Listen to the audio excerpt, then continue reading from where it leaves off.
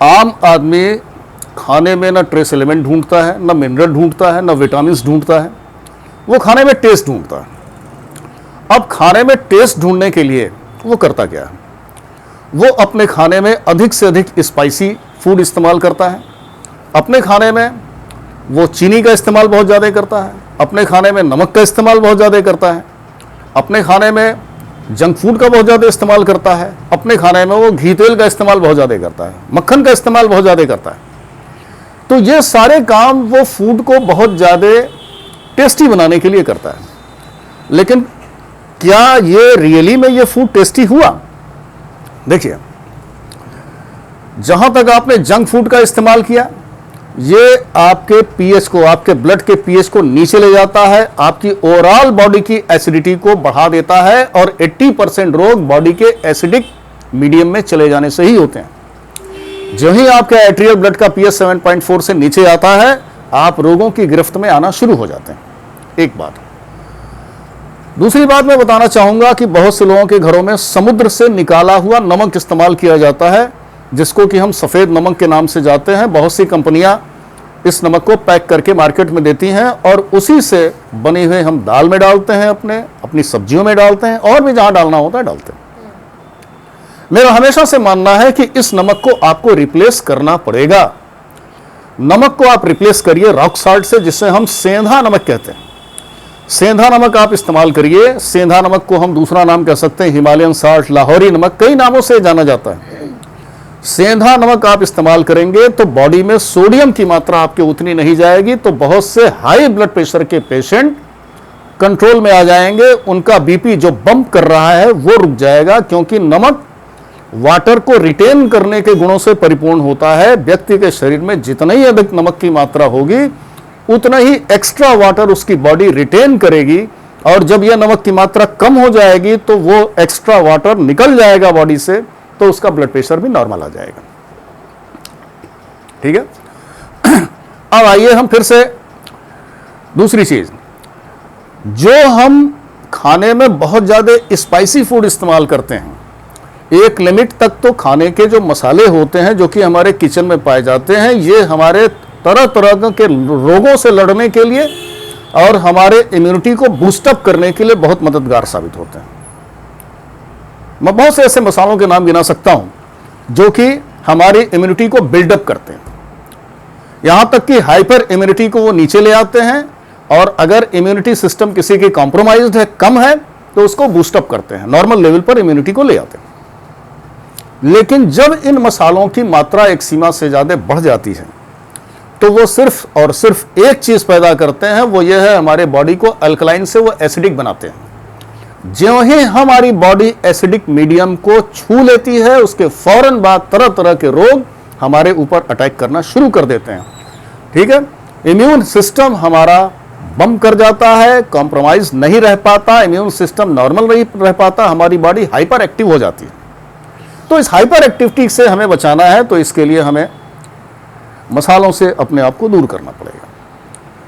मैंने बहुत से ऐसे अपने 20 साल के कैरियर में मैंने बहुत से ऐसे पेशेंट देखे हैं जिन्होंने घी तेल के जखीरे में अपने आप को डुबो डाला है, और बतौर नतीजा उनमें इतने ज़्यादा डिपोजिशन हुए हैं, उनके आर्टरीज में इतने ज़्यादा डिपोजिशन हुए हैं, उनके वेन्स में इतने ज़्यादा डिपोजिशन हुए हैं, जिसकी वजह से उनका ब्लड प्रेशर शूट कर गया, उनका लिपिड प्रोफाइल बहुत ज़्यादा बढ़ गया।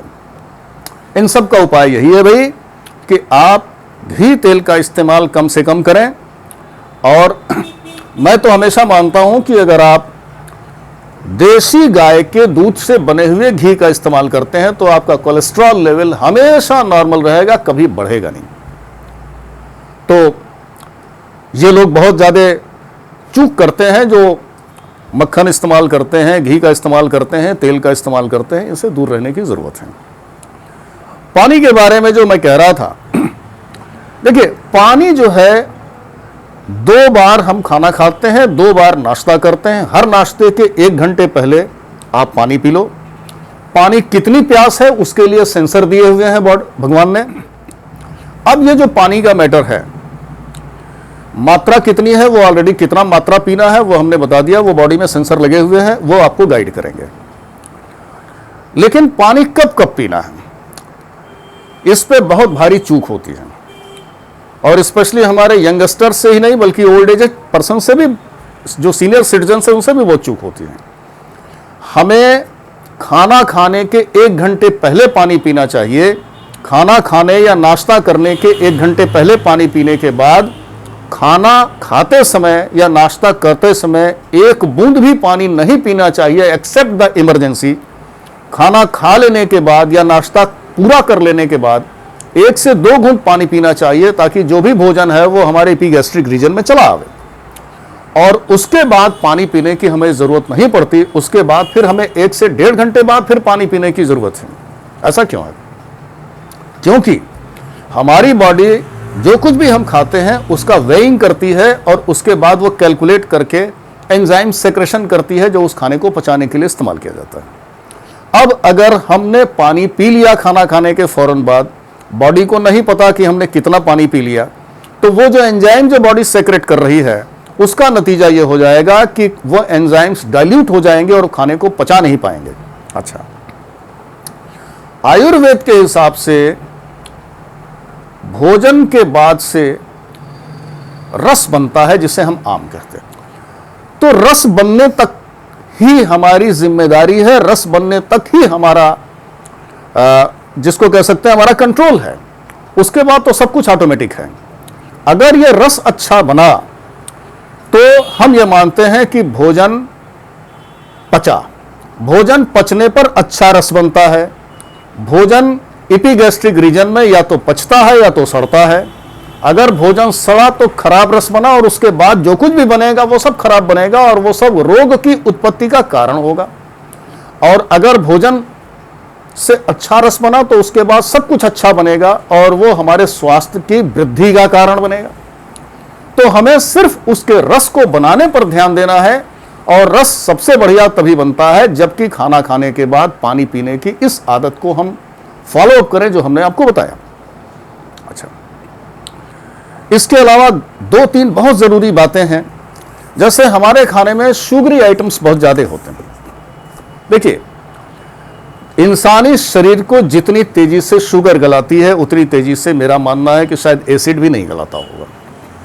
फॉर एग्जाम्पल आप देखिए, जिन लोगों के ब्लड में शुगर लेवल बढ़ जाता है, for example they are diabetic, वो देखिए 2, 4, 5 साल के भीतर गल के कैसे हो जाते हैं।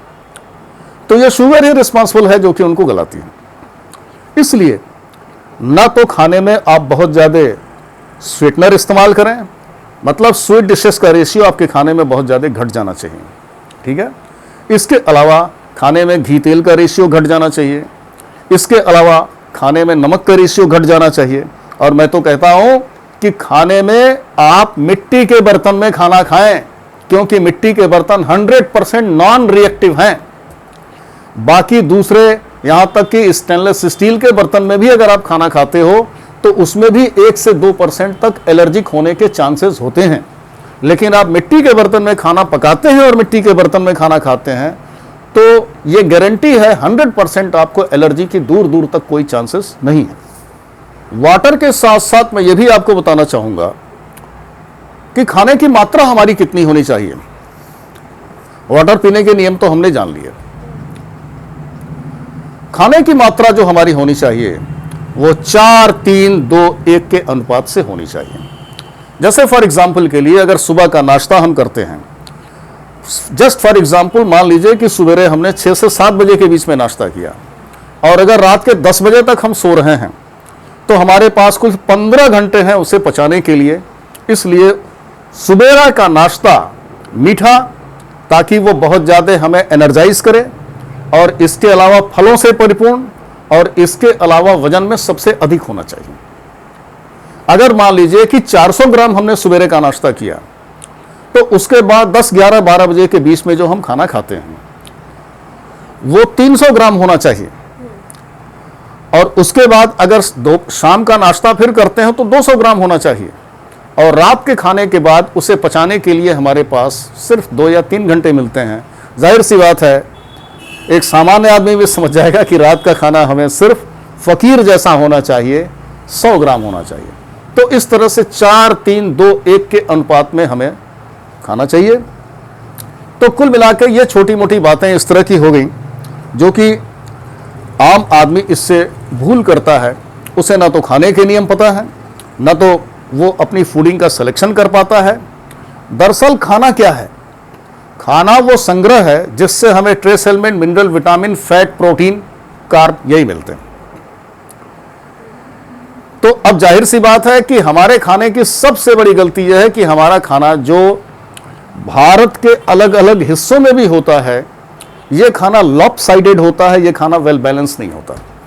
भारत के किसी भी हिस्से में कोई भी ऐसी थाली, कम से कम मुझे तो नहीं पता, जो कि खाने वाले को जो उसकी रिक्वायरमेंट है उतना फैट देती हो, उतना प्रोटीन देती हो, उतना ट्रेस एलिमेंट देती हो, उतना मिनरल देती हो, उतनी विटामिन देती हो। तो इन सब के लिए बहुत ज़रूरी है कि हम अपने खाने में फ्रूट्स को शामिल करें, रॉ वेजी को शामिल करें, प्रोटीन की मात्रा पर केजी 1 ग्राम से अधिक न रखें। इसके अलावा सप्लीमेंट हमारे लिए बिल्कुल बेकार है, उनका मैं समर्थन नहीं करता। खाने में हमेशा देसी घी का इस्तेमाल करें, खाने में हमेशा रॉक सॉल्ट का इस्तेमाल करें। तो इस तरह से छोटी मोटी सावधानियों को जो अगर हम बरतेंगे तो मुझे लगता है कि हेल्थ प्रॉब्लम्स हमारे काफ़ी हद तक रिड्यूस हो जाएंगे।